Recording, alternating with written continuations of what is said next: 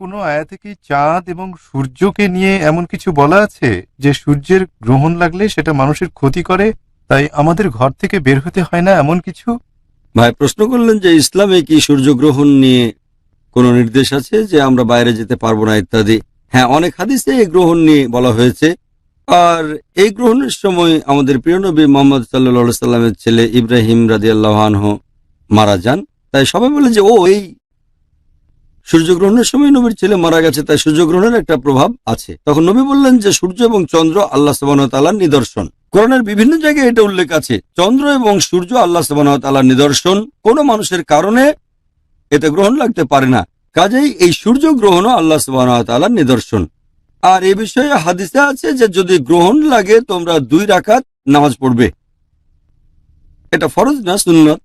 গ্রহণ লাগলে মুসলমানরা পড়বে 2 রাকাত নামাজ।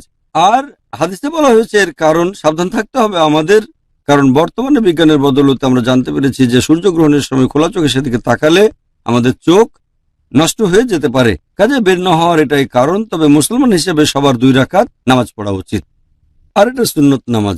আশা করি উত্তরটা পেয়েছেন।